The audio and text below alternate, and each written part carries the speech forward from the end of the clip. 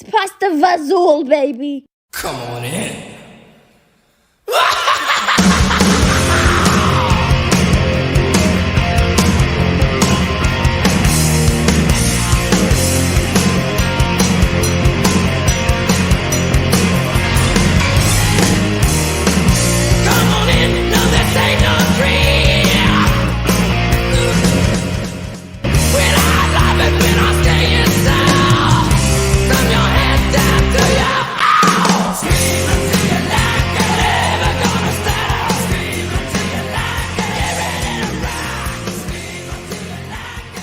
Welcome to Scream Until You Like It's Amityville Retrospective. I am one of your hosts, Ryan, and with me as always is Nicole.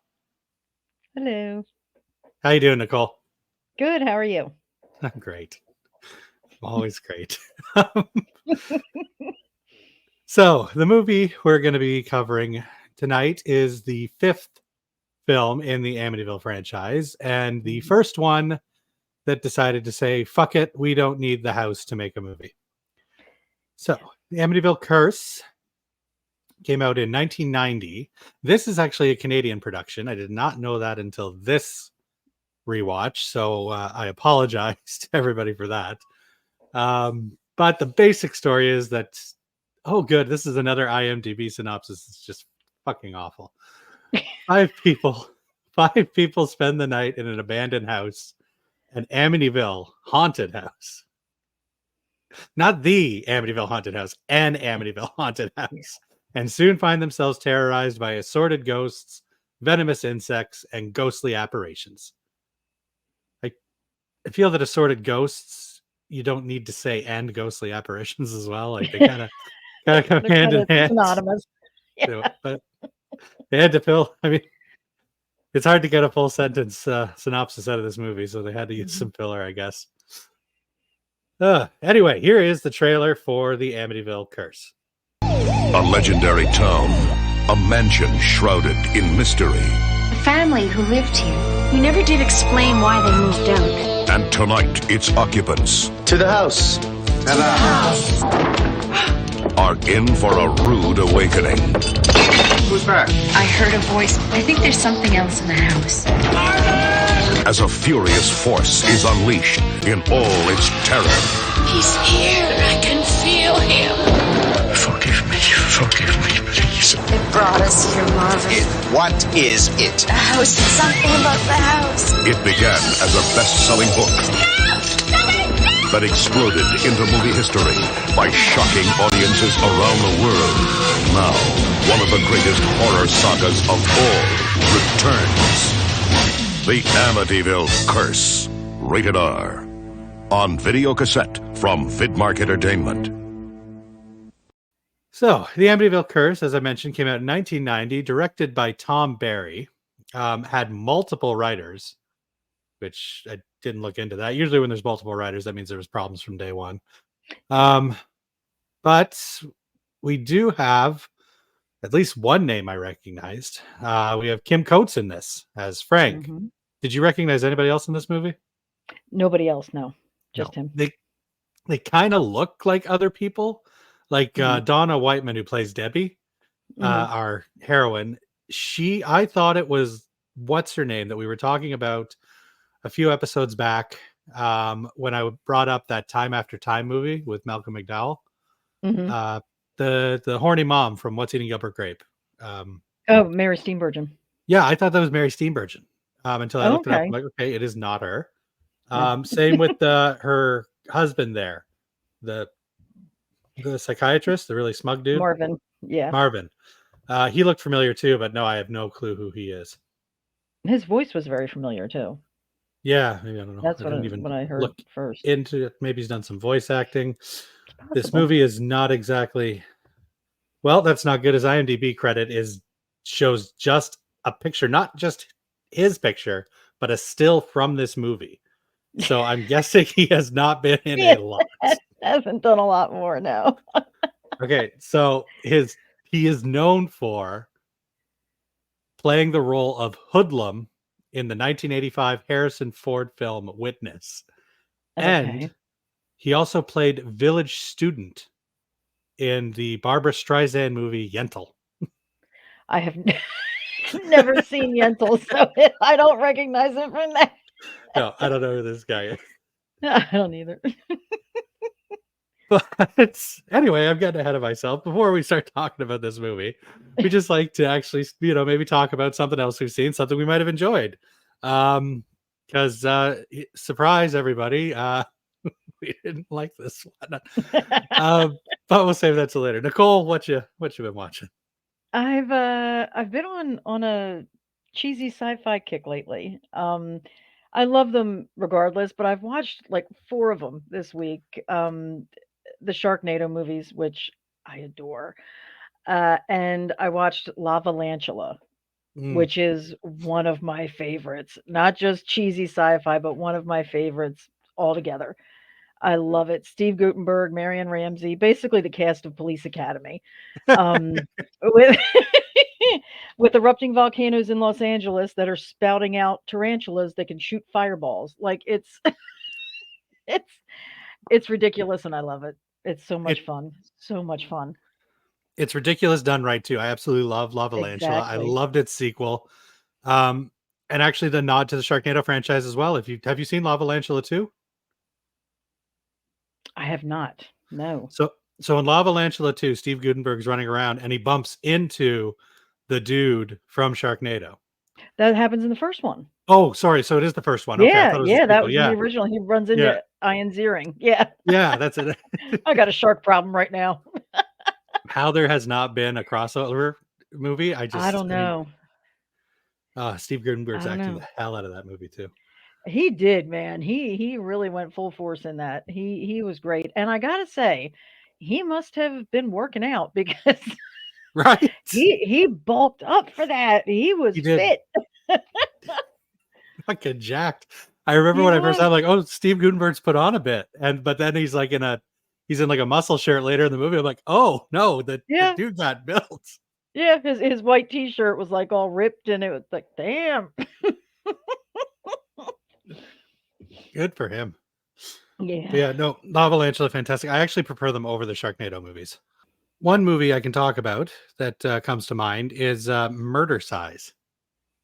Oh, Have jeez. you?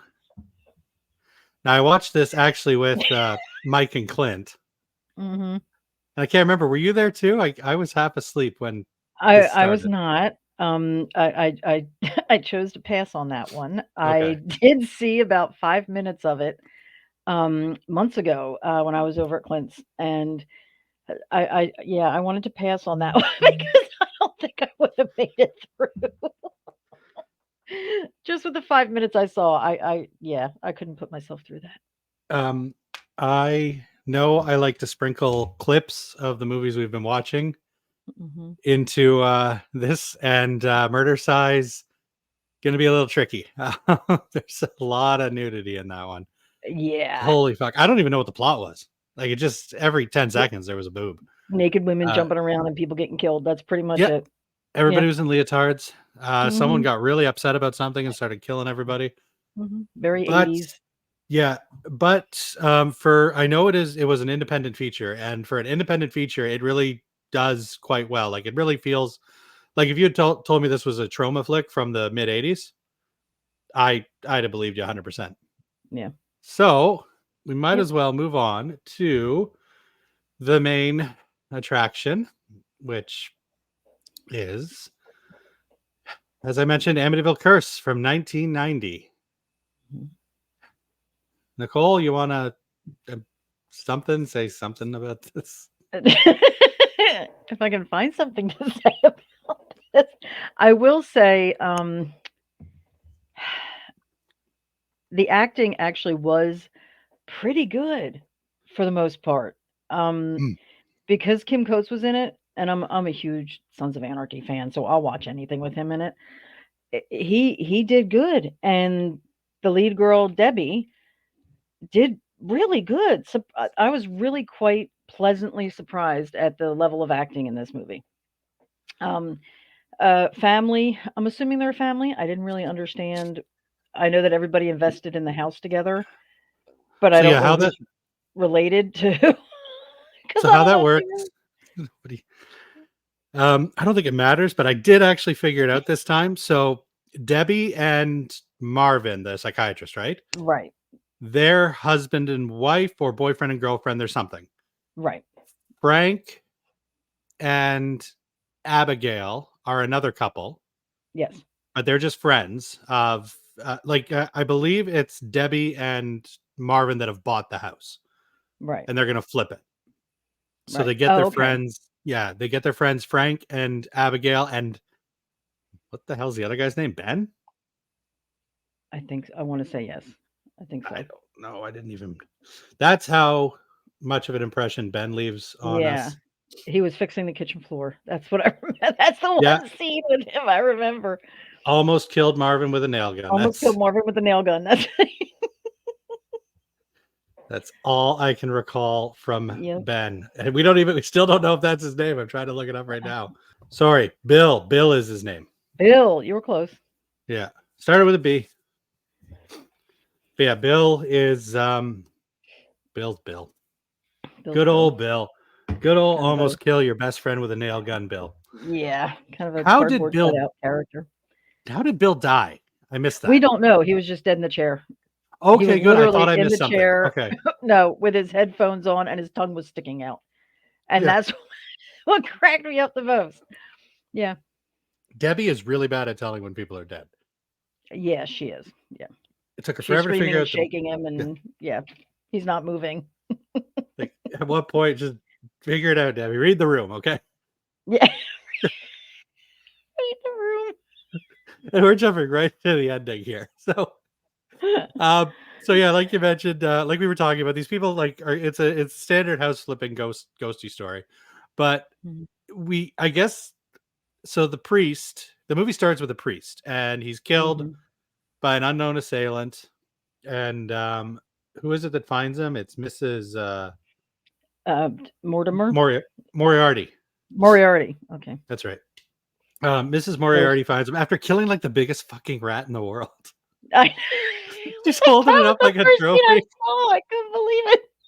Is her standing there with a mousetrap this big and a rat this big hanging from it. And there's the poor priest. Like you can tell in his face, he's just like, oh, fuck, it's the shit again. Why is she bothering me with this? But they, for some reason, take the confessional to the priest's house. I don't understand that at all. Get rid of that shit. There's got to be blood and all kinds of goopy stuff all over that. Yeah. Like that's a crime scene. Like why is it being transported in a pickup truck to the basement of this unsold house? Yeah. And I mean, it's not the priest's confessional. It's not like that's the church's confessional. So why is it going to the priest? Right. Why don't they just clean it up and leave it? Like or just burn it or something. something. Say a prayer and get rid of it. Jesus Christ. No, let's put it in the basement. Like 4 people are dead because you couldn't be bothered to get rid of something properly. Exactly. But yeah, so that's what sets this all up. We've got this haunted confessional in the basement of this other Amityville house. Like the movie takes place in Amityville, but it's not an Amityville movie. I don't get it. I don't either. Why? Like I get why they do that now. Like the whole thing is like I mentioned in another episode, you can't copyright the name of a town. Right. But this one was still trying. Like they mentioned the DeFeo murders in this. Yeah, they did. Debbie's got this weird thing though, where she has to write down her dreams because she has like really, really like vivid nightmares that are almost full blown night terrors. Yeah. And Bill, being a psychiatrist or psychologist or psychotherapist, whatever he is, Marvin. Marvin, trying to give Bill more credit than what he's worth. Fucking Bill. Marvin is her husband, and he's the yada yada yada guy. Yeah. That scene where she's like writing down like what she's writing, like I'm sorry or something, and then 111 over and over. Yeah. And all I can see, the only thing I'm focusing on in that scene is there's Marvin in his robe holding like a glass of scotch or something. And I'm like, you're getting off on this, aren't you, Marvin? Yeah. The fact that this woman is clearly in need of some help and is Yes. actively having an episode right now while you're standing there in your robe. Like this is Yes. it for you. This is like your foot thing, Yeah. isn't it? Yeah. Yeah. Like his career is more important than his wife's well-being, you know. Yeah. He needs to Oh, observe her. yeah, she's one of his case studies.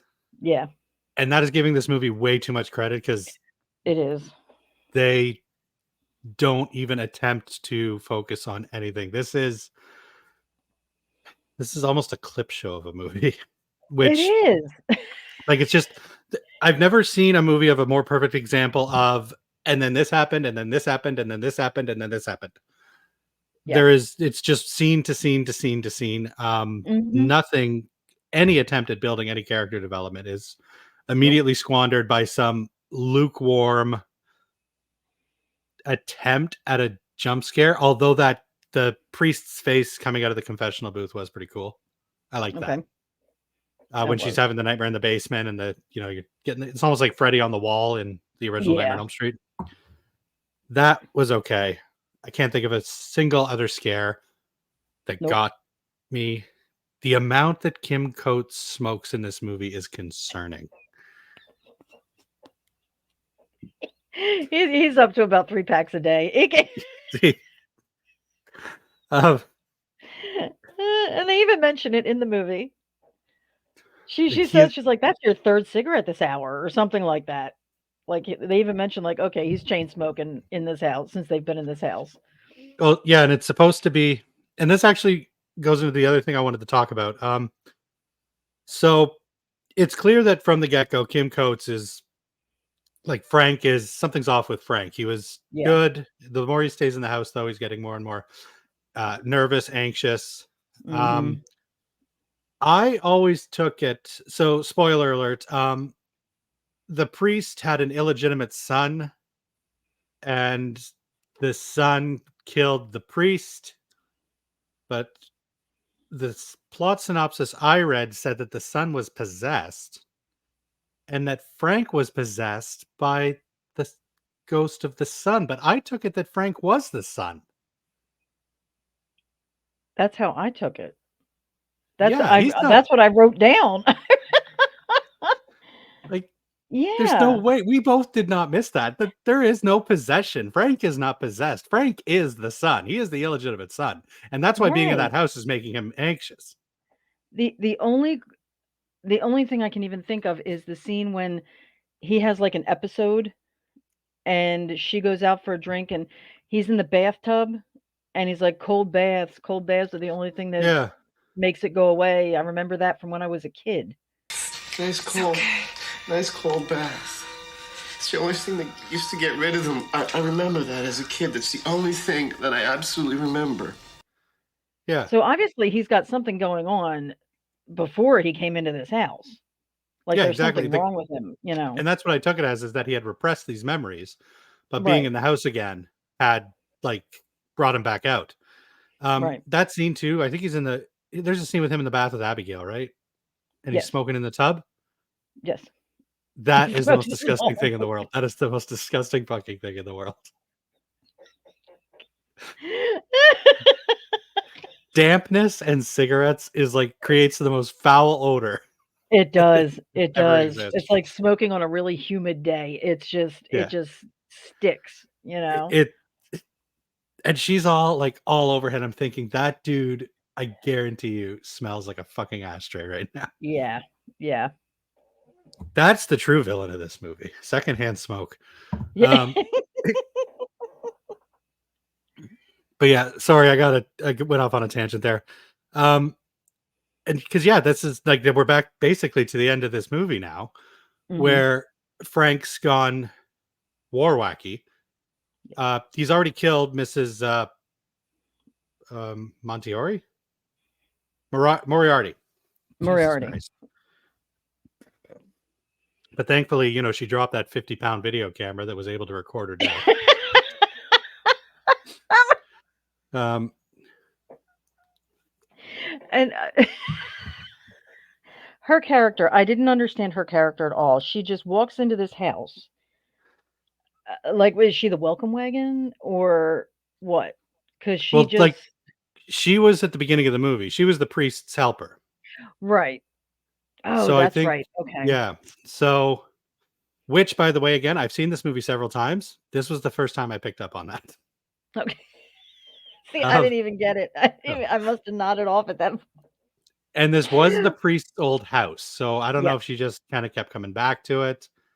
So like you walk into this house that is now owned by new people, and you take out your glass eye, and you know, welcome to What? the neighborhood, and then you assault this girl in the bathroom of the bar. I Mrs. didn't Moriarty was fucking understand nuts. that at all. She was nuts. She's like the equivalent of Crazy Ralph from Friday the 13th. Not once though does she say that the house has a death curse. It's got a death curse. No, she doesn't. But what was up with the glass eye too? Like Mrs. Moriarty, like 50% of the time, I'm like, I want to. This woman seems like a blast. I want to have a beer with her. And the other 50% of the time is I'm like, I think if I ever accidentally closed my eyes around this woman, they wouldn't open up again. Exactly. Like she's sacrificing live chickens in her basement or something. We're 23 minutes in. We've been talking about this movie. See, this is what it's going to be like for a lot of the later movies too. Like there is not a good chunk of change in this movie. There's We not. have basically, like we mentioned, Frank finally goes off the deep end, kills Marvin in the confessional, Mhm. and kills Bill. We don't fucking, he just died. And then there was the random dog with the kid that kept disappearing, mm, who supposedly hung himself. I didn't oh, yeah, understand anything that was going on in this movie. right. They just threw in random things that they thought were creepy, and it made no sense to the story at all. Yeah, yeah, like the kid hanging on the that was actually some big controversy too, by the way. When this movie originally came out, Mhm.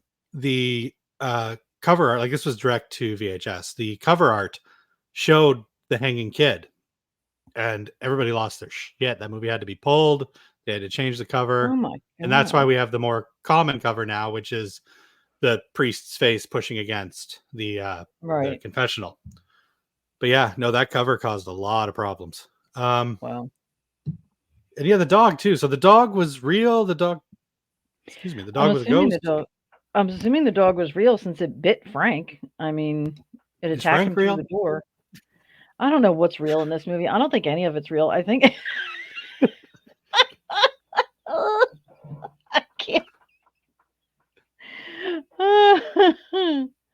But yeah, because Yeah. we're not sure about the dog. The kid obviously hanging because that was the they had mentioned as a useless. It literally goes nowhere. They Yeah. mentioned that they found who killed the priest, but he killed himself before they could take him to trial, which I Yes. guess is supposed to suggest that Frank killed this guy as well. Or not Frank, because apparently Frank's possessed by the ghost of the Of the illegitimate kid. son, who I guess died, but we don't know Hung that he himself. died because they never. But the kid wasn't. Was the kid the illegitimate son? I thought the kid was. It Oh, Wait, when oh, you oh, it's whoa, all whoa, wait, coming wait, wait. together now. Oh yeah, yeah. There we go. There we go. It's got layers. Now that we're talking about it, it's an onion. It's It's an the onion onion. of Amityville world. So Frank was possessed, Frank was possessed by the kid who hung himself, which means because the that kid all who hung this. himself was the one who killed the priest because he was his illegitimate son. Now I just feel Does really that bad make for sense? Frank. Yeah, I Frank do just wanted to too, smoke Frank. his cigarettes in the bathtub and got his Exactly. got his face Instead, he's got melted his and face melted off and hit with the nail gun and stabbed, and yeah, with this tried giant to strangle cross, his wife. tried to strangle poor Abigail, Poor who was Abigail just clearly just into came freaky home from the stuff and bar. wanted to be. She's like, I need a night away from this. Comes back, tries to get this. Comes back and she gets strangled. Yeah. And Debbie having Now these I get dreams it. leads to nothing. No, It does not help that her means figure out that nothing. Frank's going to try to murder everybody. All it does is set Um, up the flashback to when the priest was killed. yep. And I That's guess, it. well, thankfully, it gave us that hanging scene that we just figured out now. Exactly. Now we know how that ties into the story.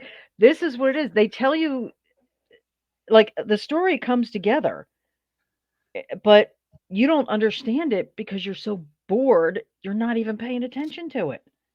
They Yeah, don't you they hit don't point out any major plot twists, or, the subject matter is just everything's just monotone. It's a very monotone movie. It's just the equivalent of watching paint dry. Trying to pay attention to this. There's that scene where Marvin is talking to those dudes in the bar about being a psychologist or whatever the hell he is, and Yeah. you can tell they're just fucking tired of his bullshit. Yeah. That is a perfect analogy for this movie. Yes. We are the people at the Completely. bar, and the movie is Marvin. And this movie is Marvin.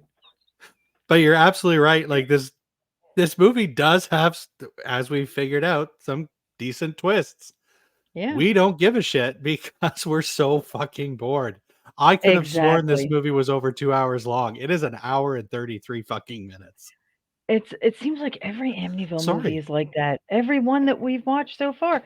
I just sit there like, is it over yet? Is it over yet? Thinking 3 hours have gone by and it's been, 40 minutes. Like yeah, After they this, we all get seem to what I call the 90s trilogy of Amityville. We're going to get Amityville, It's About Time, Amityville, The Next Generation, and Amityville Dollhouse. Mhm. Those movies are not boring. Good. I wish like these next 3 movies, I can't wait to talk about it. These next 3 movies are the reason why I wanted to do all this. Okay, So cool. I'm very excited for these ones, even though I do realize in hindsight one of them is a little flowers in the attic-y, but Okay. it's not. It's ick, but not like Part 2 not ick? Amityville 2 ick. Okay. No blood relation. We'll say that. Okay. But anyway, yeah. So, but this one, unfortunately, and I knew when I was mentioning it to you that this was not going to be a good one. Yeah. It's an interesting one. It's the first one that tries to get away from the house. It's the first one Mhm. that tries to have nothing to do with the Lutzes or the house or anything like some other movies like Amityville 4 with the the parts of the house coming out to be possessed or be haunted as well. This just tried Right. to be its own things that happened to be set in Amityville. Right. Right. And I can see the point of doing it. Like we can't just always keep doing movies about this one house. Maybe we can just make Mhm. the town of Amityville haunted, and we can do this and that. I get what they're Yeah. trying to do. The movie just fucking sucks though. It's boring as all hell, and that's the biggest offense. Like I've said time and time again, I will gladly sit and watch a bad movie and have the time of my life. You put a boring movie in front of me, and I don't care if it's a good boring movie or a bad boring. I haven't gotten through The Godfather because I find it boring. Right. This movie is fucking boring. It is horribly boring. And I'm with you. I would rather watch a bad, entertaining movie than watch an Oscar-winning movie where I'm yawning. It's Mhm. yeah, I've come to be entertained. Entertain me. exactly. I paid my money for entertainment. Yeah. Entertain me. So having gone through that, I'm sure we're about ready to get into the ratings space for this. Oh So God. you want to Yeah. go first? You want me to go first? I'll go first because I Okay. actually think mine is a little higher than yours. Okay.